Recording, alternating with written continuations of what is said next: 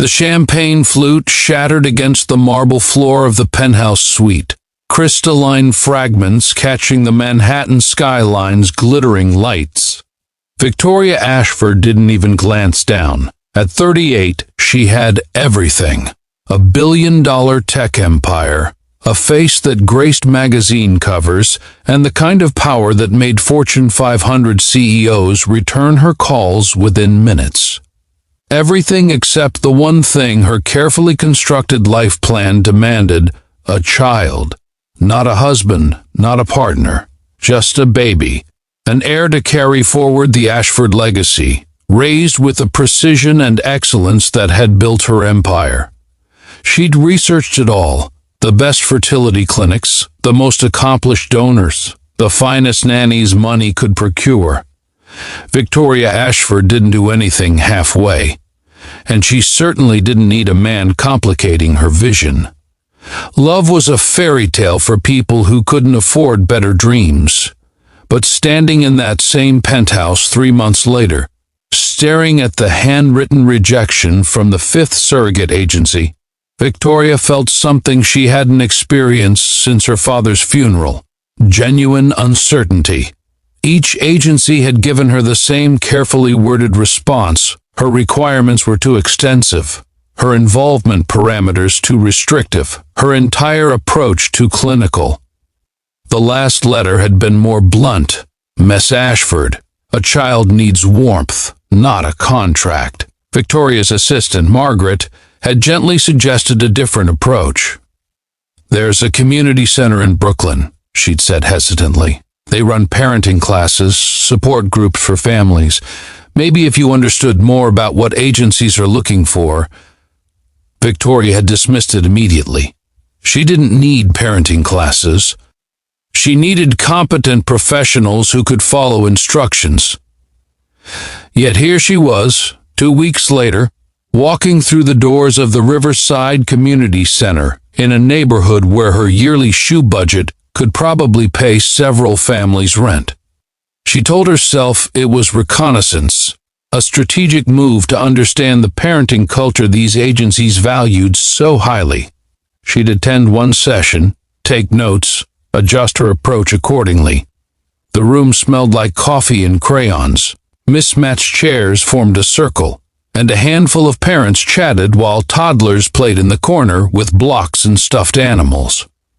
Victoria checked her watch, 18-karat gold, worth more than most cars, and calculated how quickly she could extract herself from this situation.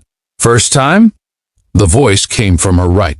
Victoria turned to see a man, probably mid-30s, with kind eyes and a toddler on his hip. He wore jeans and a slightly rumpled button-down, his dark hair showing hints of premature gray. The little girl in his arms had pigtails and was clutching a well-loved stuffed elephant. "Is it that obvious?" Victoria replied coolly, maintaining her corporate armor. "You're wearing Louboutins to a playgroup," he said with a gentle smile. "I'm Jake Morrison, this is Sophie." The toddler buried her face in her father's shoulder, suddenly shy. Before Victoria could respond with a polite dismissal, the group facilitator called everyone to sit. Victoria found herself between Jake and a young mother who immediately began asking her questions about her children. "I don't have any," Victoria said crisply. "I'm here to observe." The session began with introductions, and Victoria learned that Jake was a single father. His wife had died when Sophie was 6 months old. He worked as a middle school teacher, and his mother helped with childcare. As people shared their struggles, sleepless nights, picky eating, tantrums in grocery stores, Victoria felt increasingly disconnected. This wasn't what she needed. She needed efficiency metrics, developmental milestones, optimization strategies. When it was her turn, she spoke with characteristic directness. "I'm Victoria Ashford. I'm planning to have a child through surrogacy. I'm here to understand the parenting process so I can implement it effectively." The room fell silent. Then Jake spoke, his tone curious rather than judgmental. Implement it? Yes. I've developed a comprehensive plan. The best schools, structured activities, language immersion from birth. I want to ensure my child has every advantage. What about love? The question came from an older woman across the circle. Victoria bristled. Of course there will be love.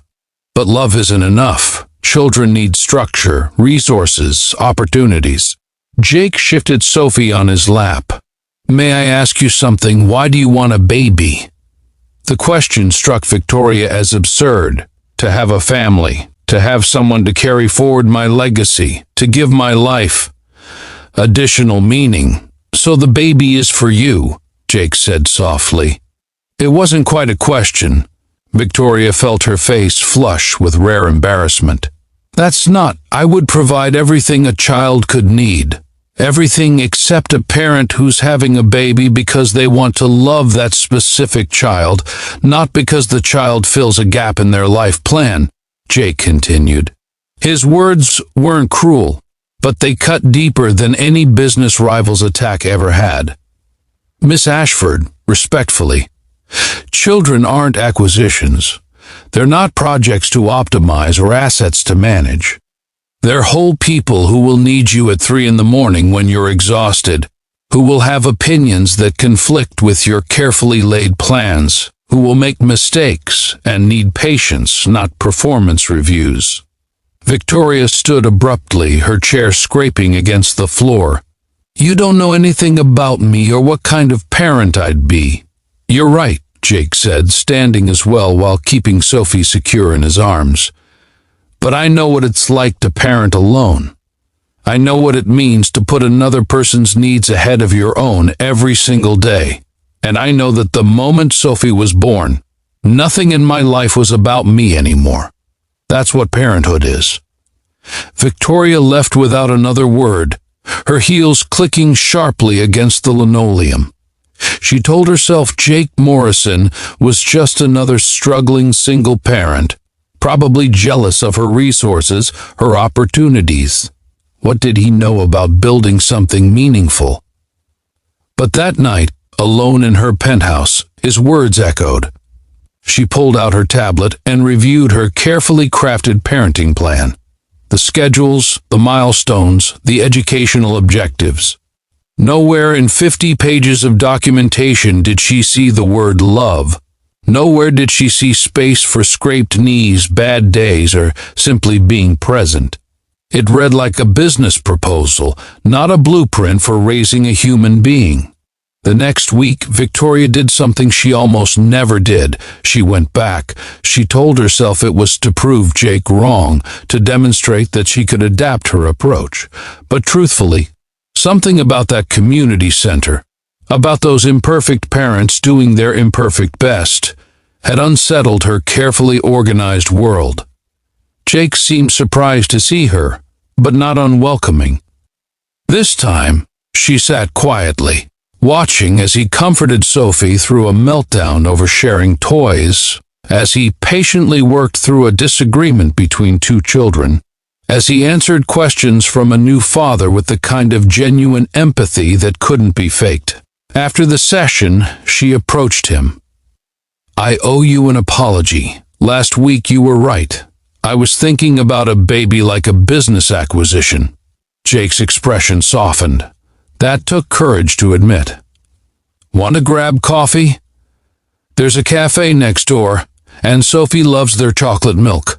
Over the next hour, Victoria Ashford did something else she rarely did. She listened. Jake told her about his wife, Emma, and how her death had shattered his world, about learning to change diapers while crying, about singing lullabies in the middle of the night to a daughter who would never remember her mother, about the terror of being solely responsible for another person's entire world. The hardest part, he said, watching Sophie color at the next table, was realizing I couldn't control everything. I couldn't protect her from every hurt, couldn't guarantee every outcome. All I could do was love her completely and show up every day. That sounds terrifying, Victoria admitted. It is. But it's also the most meaningful thing I've ever done. Not because Sophie completes some life plan, but because loving her, really loving her, putting her needs first, made me a better human being. Victoria found herself returning each week. She helped with snacks, played with the children, and slowly began to see parenting not as a project, but as a relationship. She saw Jake celebrate Sophie's small victories, a successful trip to the potty, sharing a toy unprompted, saying please without being reminded. She saw him struggle with exhaustion but show up anyway. She saw him put Sophie's needs above his own without resentment or martyrdom, simply because that's what love looked like in action. One evening, after a particularly chaotic session, Victoria and Jake sat on the community center steps while Sophie slept in her stroller. "Can I ask you something?" Victoria said. "Do you think I could actually be a good parent? Not with all my money and resources, but as a person." Jake looked at her thoughtfully. 3 months ago, I would have said no. But the woman who's been showing up here, getting down on the floor with kids, listening to their stories, accepting that you don't have all the answers, yes, I think she could be an amazing parent. I've been rethinking everything, Victoria confessed. Maybe surrogacy isn't the right path. Maybe I should consider adoption. There are children who already exist who need families. That's a beautiful thought, Jake said. But Victoria, you need to do it for the right reasons, not to fill a gap or complete a plan, but because you have love to give a child who needs it. 6 months later, Victoria sat in a social worker's office, not in a fertility clinic.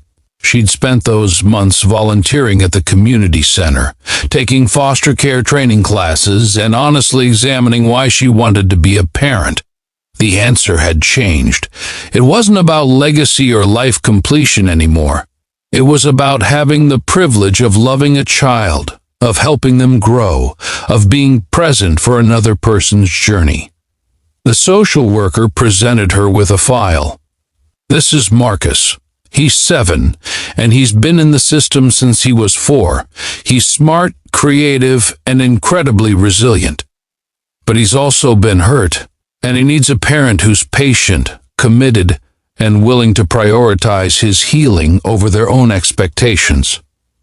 Victoria looked at the photo of a serious-faced boy with dark eyes that held too much sadness for his age. Her old self would have worried about behavioral issues, attachment disorders, impacts on her career. But the person she'd become over the past months thought only, "This child needs someone to love him." "Tell me more about Marcus," she said. The placement was challenging. Marcus tested boundaries, struggled with trust, and had nightmares about his early childhood trauma. There were no optimization strategies for healing a wounded heart, no efficiency metrics for building trust.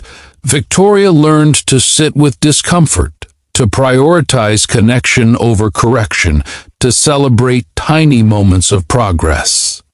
Jake became an unexpected source of support, sharing his own experiences, offering encouragement during difficult moments, and celebrating victories like Marcus's first smile or the first time he called her mom. Sophie and Marcus became friends, their playdates chaotic and beautiful. 1 year after her first visit to the community center, Victoria stood in the same room, this time as a regular participant, not an observer. Marcus sat beside her, slowly growing comfortable in the group. When it was her turn to share, she spoke with a vulnerability her corporate board would never recognize.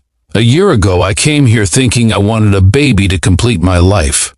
I thought I had everything figured out, the perfect plan, the perfect approach. But this man," she glanced at Jake, "told me something that changed everything. He said children aren't acquisitions or projects to optimize. He was right.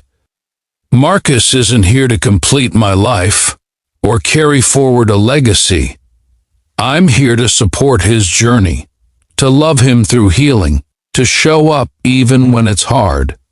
She looked down at Marcus, who was leaning against her shoulder.